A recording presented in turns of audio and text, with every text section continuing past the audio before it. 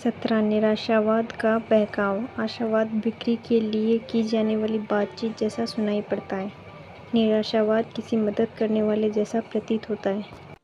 आशावाद अधिकतर लोगों के लिए सबसे अच्छा विकल्प है क्योंकि अधिकतर समय अधिकतर लोगों के लिए संसार बेहतर होता जाता है। लेकिन निराशावाद हमारे हृदय में से एक खास जगह रखता है। निराशावाद न सिर्फ आशावाद से अधिक सामान्य है बल्कि यह अधिक समझदारीपूर्ण भी सुनाई देता है।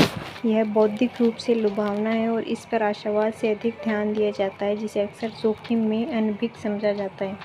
आगे जाने से पहले आशावाद को परिभाषित करते हैं। वास्तविक आशावादी यह नहीं मानते कि सब अच्छा ही होगा, वह असावधानी है। आशावाद यह विश्वास है कि समय के साथ अच्छे परिणाम पाने का संयोगानुपात आपके पक्ष में है, तब भी जब रास्ते में रुकावट आए।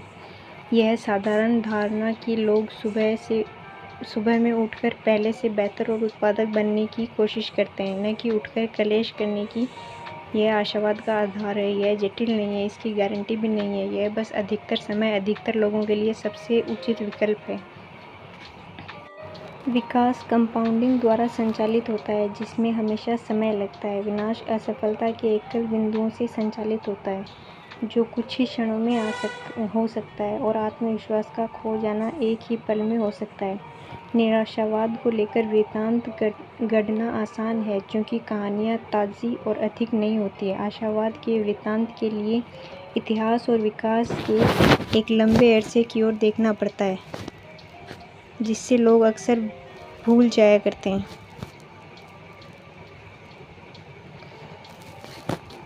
और उन्हें जोड़ने में अधिक प्रयास लगता है। औषधि की प्रगति को ही देखिए। बीते साल पर नज़र डालने से कुछ खास नहीं होगा, किसी एक दशक से भी कुछ नहीं होगा, लेकिन पिछले 50 वर्ष पर नज़र डालने से आपको कुछ असाधारण दिखाई देगा।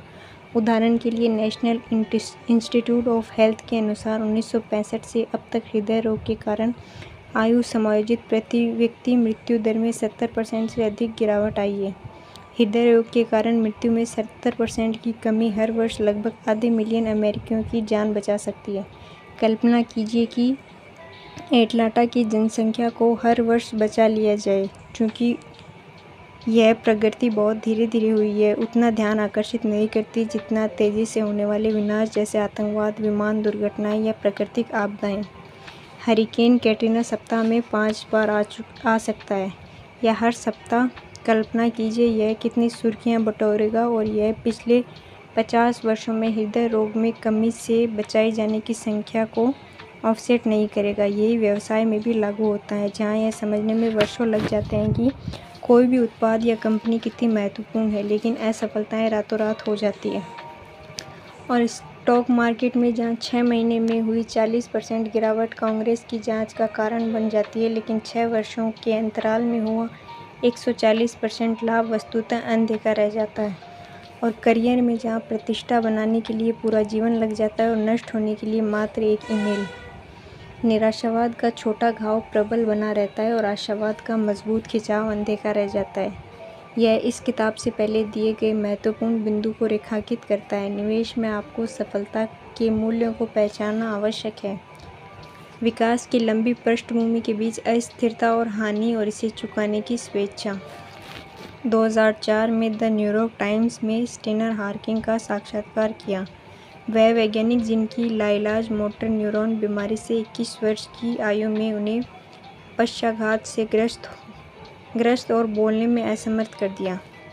अपने कंप्यूटर के द्वारा हॉकिंग ने साक्षात्कारकर्ता को बताया कि वे जनसाधारण को अपनी किताब बेचने के लिए कितने उत्साहित थे। क्या आप हमेशा ही इतने हंसमुख रहते हैं? टाइम्स ने पूछा। जब मैं 21 वर्ष का था तो मेरी सारी उम्मीदें शून्य हो चुकी थी। उसके बाद में अब तक हर चीज़ एक बोनस है, उन्होंने उत्तर दिया। चीज़ों के बहुत अच्छे होने की उम्मीद रखने का मतलब है एक सर्वश्रेष्ठ परिदृश्य को नीरस प्रतीत होता है। निराशावाद उम्मीदें घटा देता है, जिससे संभव परिणामों और उन परिणामों के बीच का अंतर घट जाता है जिनके बारे में आप अच्छा अनुभव करते हैं, और शायद इसलिए यह इतना लुभावना होता है। चीज़ों के खराब होने की अपेक्षा करना उनके खराब न होने पर सुखद रूप से आश्चर्यचकित होने का सबसे अच्छा तरीका है, जो विडंबनापूर्वक आशावादी होने की बात है। अब कहानियों के बारे में एक संक्षिप्त कहानी अगले अध्याय में पढ़ेंगे।